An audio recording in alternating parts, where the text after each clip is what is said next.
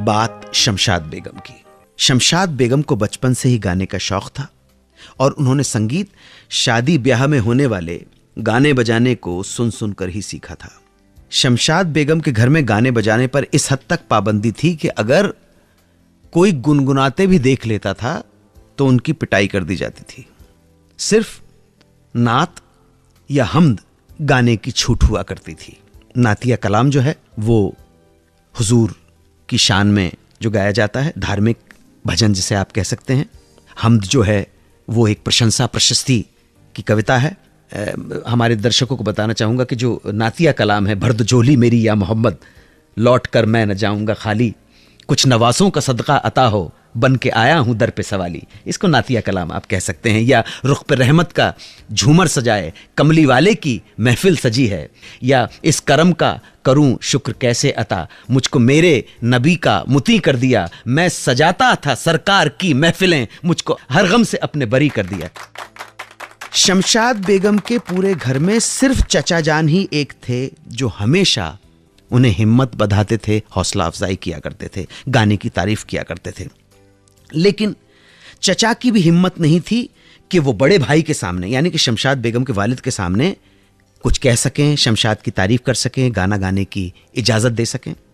अब एक रोज हुआ यूं कि शमशाद बेगम के परिवार में आई एक शादी। सभी रिश्तेदार महिलाएं जनाने में बैठकर गाना बजाना कर रही थी, बन्नो तेरी बन्नो। शमशाद जी की उम्र उस वक्त तकरीबन 10 से 12 साल के आसपास रही होगी। वो भी जो एल्डरली लेडीज थीं, जो महिलाएं थीं, उनके साथ गाने लगी और गाते गाते इतनी खो गईं, इतनी मस्त हो गईं, इतनी डूब गईं कि बाकी की महिलाओं का गाना बंद होने के बावजूद वो अपनी धुन में चुटकियां बजाते हुए गाती चली गईं। वहां मौजूद सब लोग, सारी महिलाएं भौचक्की होकर उनकी सुरीली आवाज को सुनती रहीं। जब शमशाद बेगम की आंखें खुली और होश आया, गाना खत्म हुआ, तो उन गाना गाने वाली महिलाओं में से एक गायिका जो घर की कोई रिश्तेदार होंगी उनके पास आई और कहने लगी, माशाअल्लाह, सुभान अल्लाह, अल्लाह ताला भी कैसे कैसे नायाब हीरों को कहां कहां ला फेंकता है। साफ तौर पर तो उस महिला का इशारा शमशाद बेगम की सुरीली आवाज की तरफ था। शमशाद जी की इस तारीफ को सुनकर मौजूद वहां चचा जान की भी हिम्मत बढ़ गई। उन्होंने अपने बड़े भाईजान यानी शमशाद के वालिद से शमशाद के गाने पर खुलकर बात करने का फैसला कर लिया। जब छोटे भाई की बात शमशाद के वालिद ने सुनी तो इनकार कर दिया और कहा कि नहीं नहीं, हरगिज़ ये नहीं हो सकता, छोटे लड़की जात है, लोग क्या कहेंगे। दोनों भाइयों में इस बात को लेकर काफी बहस छिड़ गई। खानदान की दुहाई दी गई, मजहब की दुहाई दी गई, लेकिन शमशाद के चचा ने यह कहते हुए शमशाद के वालिद को चुप कर लिया कि ये जो आवाज है, ये जो शीरी मिठास है जो उसके गले में बच्ची के, वो भी तो अल्लाह ताला ने उसे नवाज दिया है, और इस आवाज को बंद कर देना क्या अल्लाह की मर्जी के खिलाफ नहीं है। अब बड़े भाई चुप हो गए। बहुत सोच विचार के बाद उन्होंने शमशाद को गाने की इजाजत दे दी।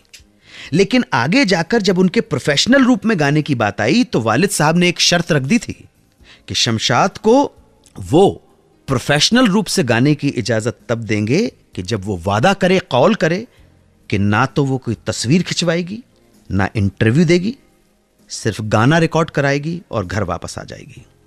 मेरे मेहरबान दोस्तों, शमशाद बेगम ने अपने पूरे करियर में अपने वालिद की, अपने पिता की इस शर्त का पूरा सम्मान किया, अपने कौल को निभाया, और अपने पूरे करियर में इतने उरूज पर पहुंचने के बावजूद ना तो कोई इंटरव्यू दिया और ना ही फिल्म वालों के साथ किसी तरह के किसी फंक्शन में तस्वीर खिंचवाई। ये था कौल, ये था वादा।